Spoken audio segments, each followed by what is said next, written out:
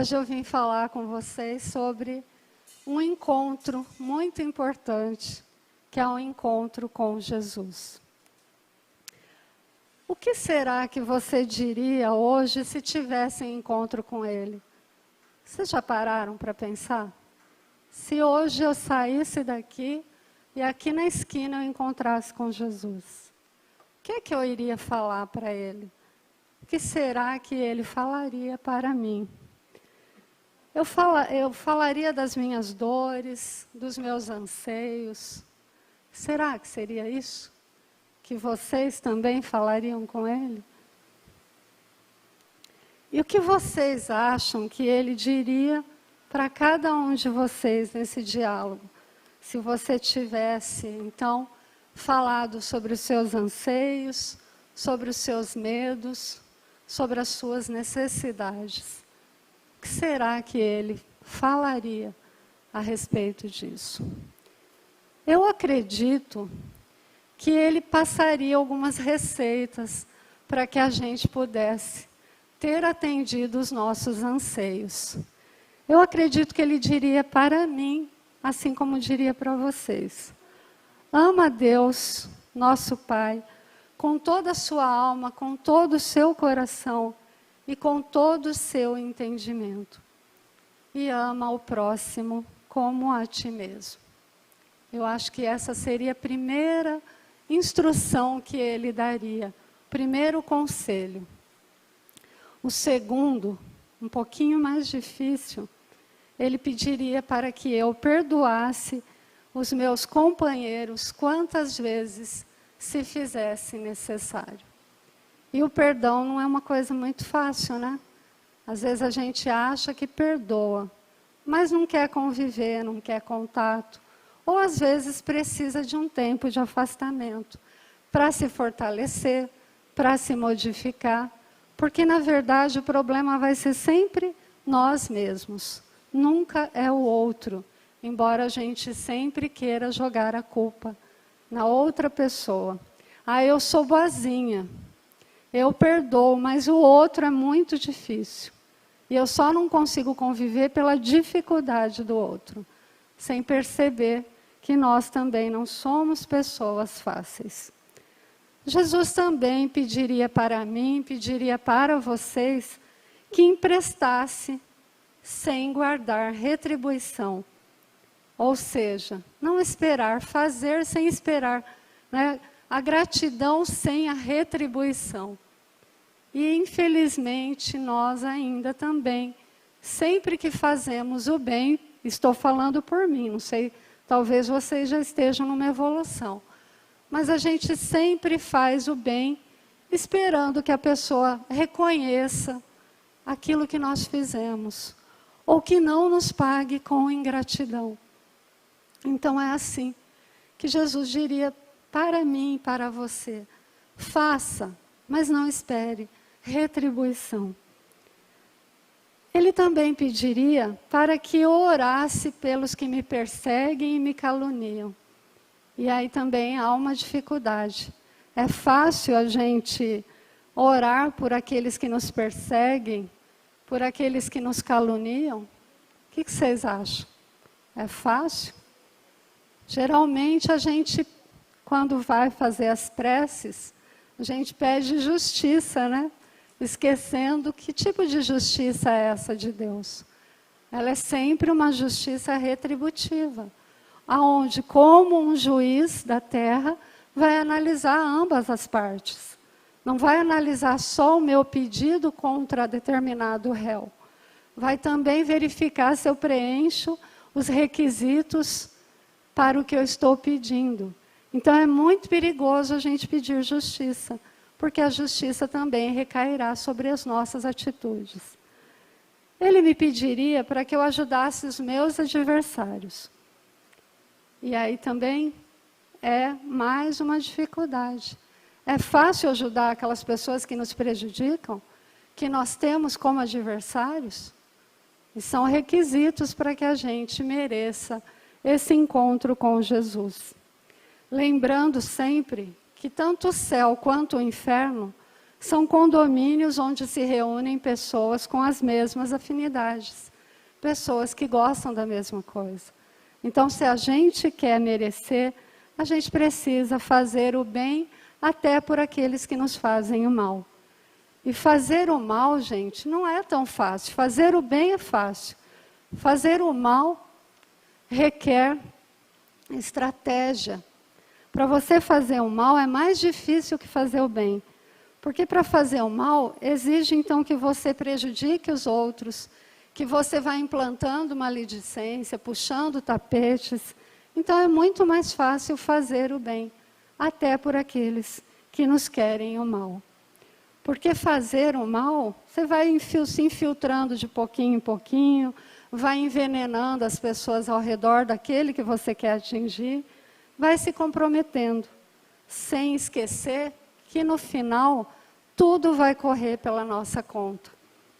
E a fatura vem, assim como a fatura de cartão de crédito.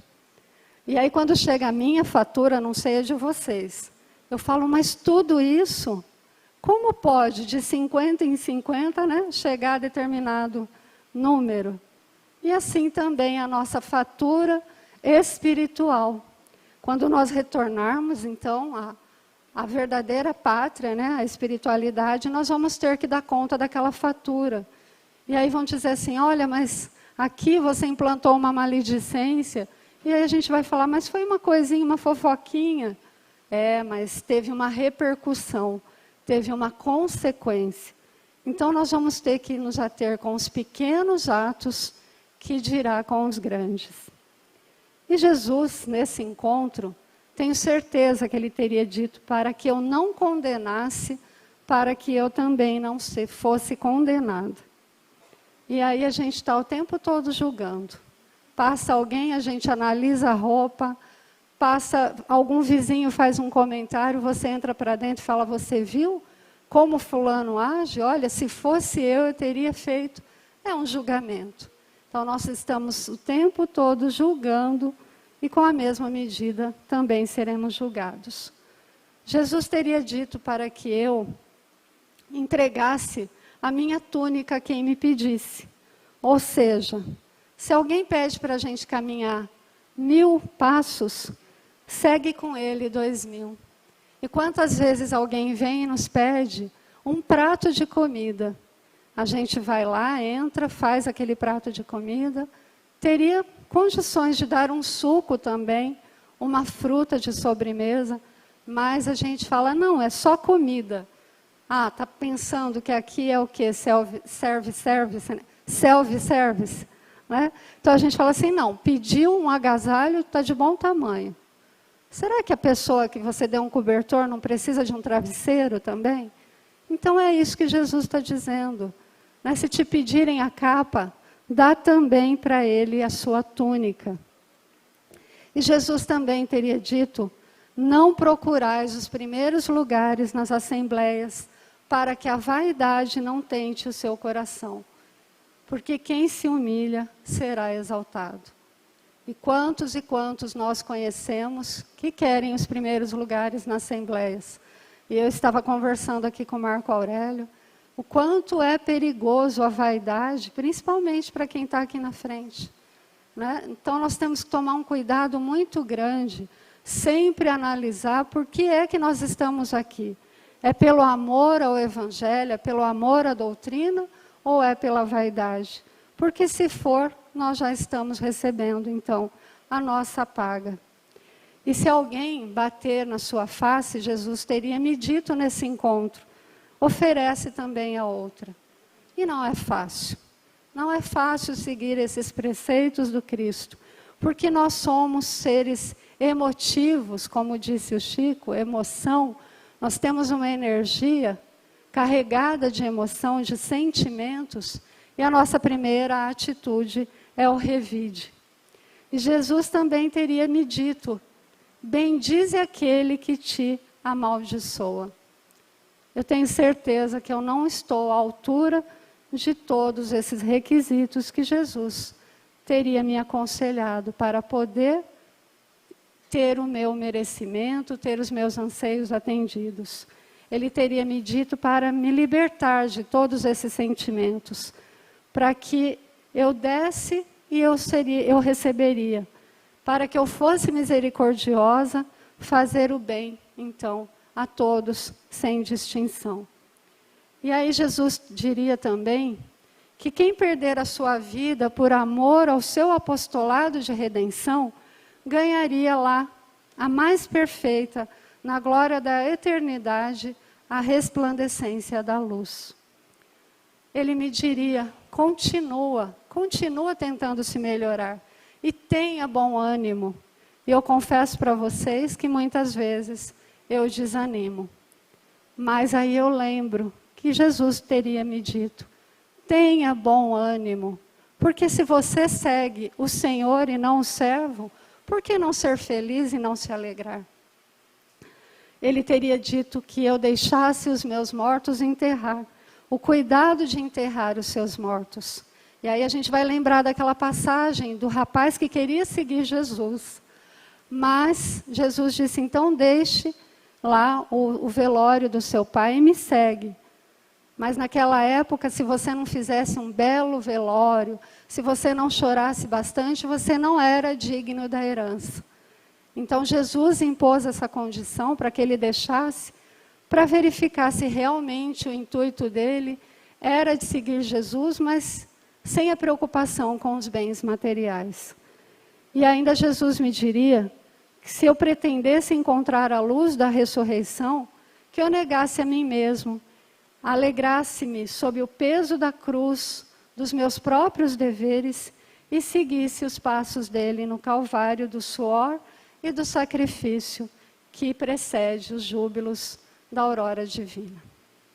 E aí eu vou me socorrer, depois de todos esses preceitos que Jesus disse, de Emmanuel. E Emmanuel disse, com relação a todos esses requisitos que a gente teria que preencher para seguir Jesus, que ninguém diz que é fácil esses preceitos. Não é fácil desempenhar todas essas obrigações como aprovação plena dessas diretrizes evangélicas. Ou seja, viver no padrão do Cristo não é tão fácil assim, mas não é impossível. Mas é imprescindível que nós eliminemos as arestas dos nossos próprios temperamentos, garantindo o equilíbrio que nos é particular, contribuindo com eficácia em favor de quantos nos cercam o caminho. Então, sem que a gente se retifique, sem que a gente não se corrija de todas essas ainda, arestas que nós temos, dificilmente a gente vai conseguir marchar junto com Cristo, buscar essa sublimação com Ele, pôr em prática os seus ensinamentos divinos.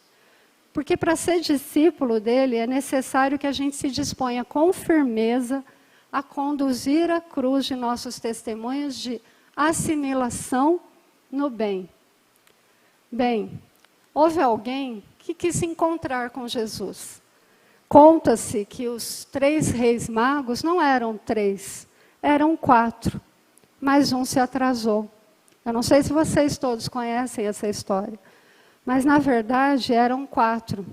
Mas houve um que chegou atrasado, pois quando ele viu a estrela guia, e naquela época o Waze era a estrela guia, ele iniciou então a sua viagem rumo a Belém, pelo caminho que a estrela então lhe conduzia. E é lógico, não tinha a precisão do nosso GPS de agora. Então ele foi cortando caminhos, e por esses caminhos ele foi encontrando necessitados de todas as matizes. E além de pão, essas pessoas precisavam também de remédio. E muitos demandavam de cuidados, e esses cuidados demandavam de tempo. Então ele ficava naquelas aldeias, naquelas cidades, até conseguir então ajudar esses necessitados, até que eles se reerguessem. Então ele seguia com a sua comitiva atrás então da manjedoura, da estrela onde indicava o nascimento do Messias. Acontece que passado um determinado tempo a estrela se apagou. E quando ele chegou a Belém, Jesus já não estava mais. Porque o rei Herodes, perdido, amedrontado com o rei que havia nascido, deu ordem para que todos os seus soldados matassem todas as crianças de 2 anos até os recém-nascidos, para que então esse Messias fosse morto. E ele chegou então lá, Maria já tinha fugido com José e o menino Jesus, para que ele então não fosse morto. E aí ele ficou muito triste, mas sempre também tem, né, fake news. Naquela época também tinha. Então ele ouviu alguém que disse, olha, eles tomaram tal direção. E ele pegou a comitiva e foi então nessa direção que o haviam informado. Mas chegou lá também e não encontrou Jesus. E ele não desistiu, continuou a sua jornada. Mas diante dessa jornada, sempre encontrava necessitados, sempre encontrava pessoas adoentadas. E ele então foi ficando, ajudando. Inclusive, essas necessidades consumiu até as joias, as pedras preciosas, que ele daria como presente ao menino Jesus. Bem, o tempo foi passando. Esse rei não desistiu, porque aonde ele ouvia notícias de Jesus, lá estava ele. Mas começou a ficar cansado, até que um dia ele soube que Jesus estava subindo ao Calvário para ser crucificado. Ele ficou muito triste, adoentado, e Jesus apareceu para ele, assim como apareceu para Maria Madalena, apareceu depois para os seus discípulos, Jesus também apareceu para ele. E aí ele disse, Cristo, eu não gostaria de ter te conhecido nesta situação, em espírito. Eu gostaria de ter tido com você desde o dia que você nasceu. E contou toda a sua história para Jesus, das dificuldades, do atraso. E aí Jesus disse para ele, você pensa que só se encontrou comigo hoje? Nós nos encontramos desde o primeiro dia que você saiu à minha procura. Você não se lembra? Eu estava com fome e você me deu de comer. Eu estava com sede e você me deu de beber. Estava com frio, desabrigado, e você me abrigou. Doente, você cuidou de mim. Portanto, meu filho, estivesses o tempo todo juntos, meu filho querido. E será diante dessa história que nós já não tivemos encontros com o Cristo? Será que nós não tivemos oportunidade durante toda a nossa existência aqui de estarmos diante de tantos necessitados? Cristo não disse que ele, ajudando um irmão caído, estava ajudando ele? E não só necessitados de pão material, mas também do pão do Espírito, também do pão da palavra, de sorgimento moral, em uma fase onde nós parecemos que a depressão vem pelo ar. Então, quantas pessoas estão necessitadas de um ombro amigo, de um ouvido?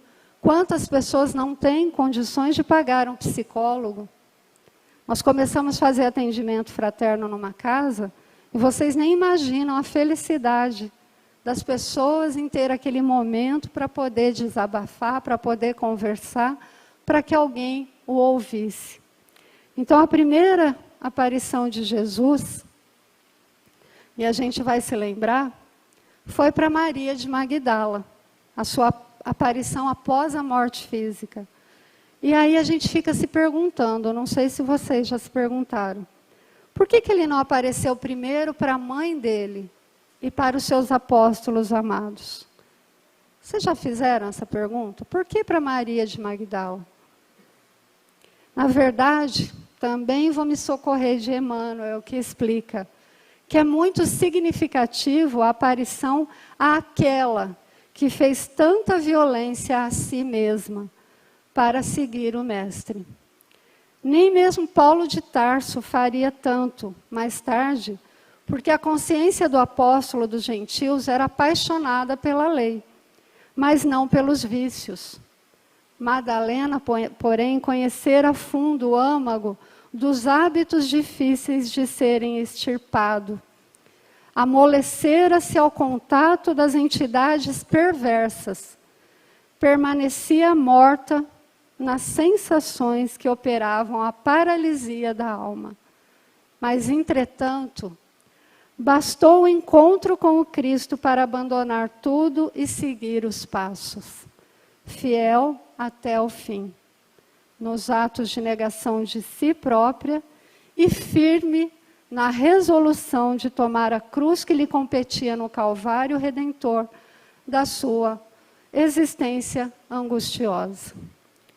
Jesus ratificou dessa forma a lição de que a doutrina será para todos os aprendizes e seguidores o código de ouro da nossa vida, o código que nos transformará para a glória do bem. E ninguém, como Maria de Magdala, havia transformado a luz do Evangelho Redentor, a sua vida. Então, Jesus, ele nos fez um convite há mais de 2000 anos. E esse convite está até hoje firme, não prescreveu. Ele está até hoje sendo renovado todos os dias.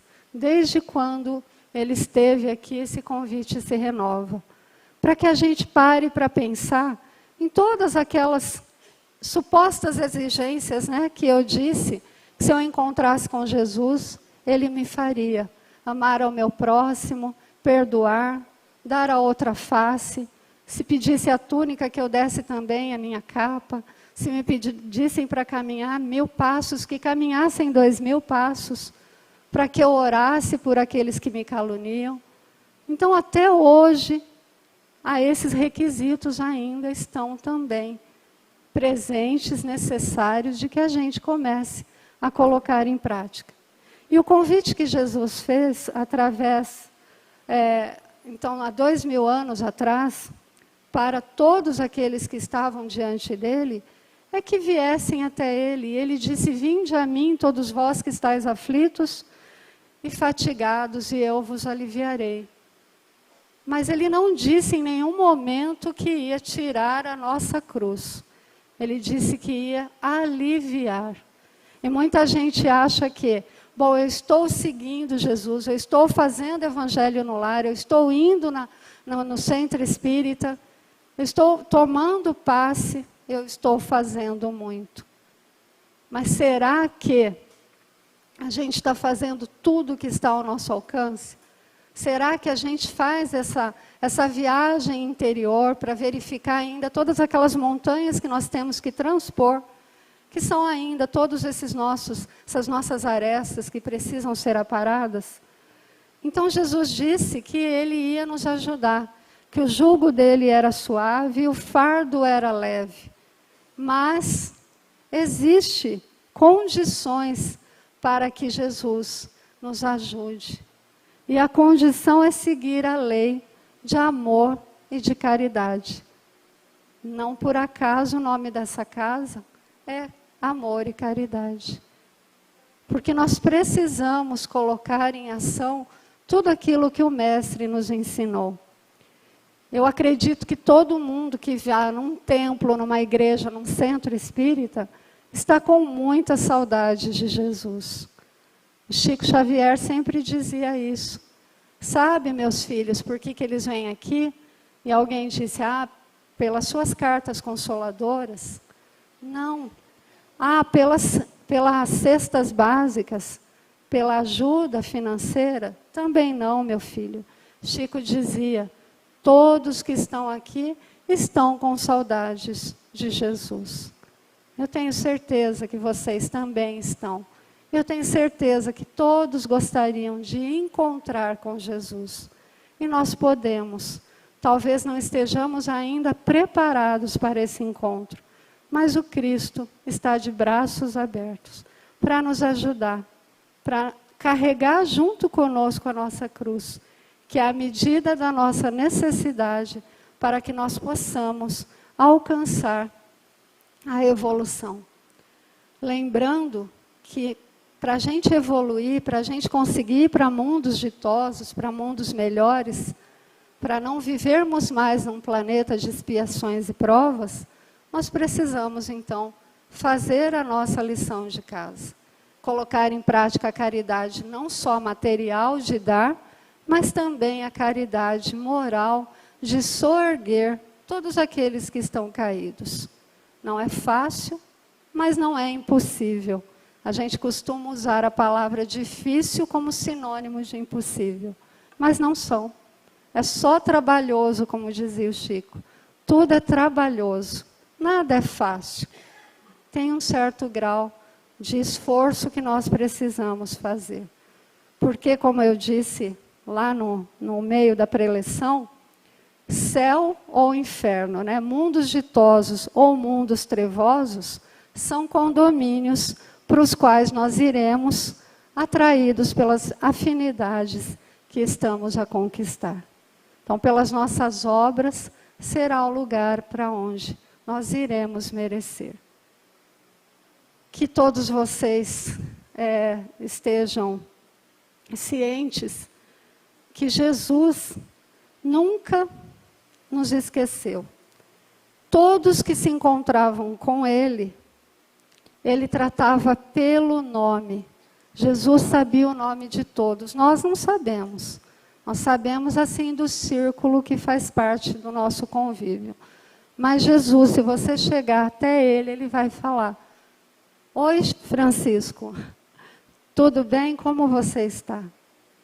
Ah, mas ele precisaria perguntar como é que eu estou? Ele não sabe tudo? Sabe.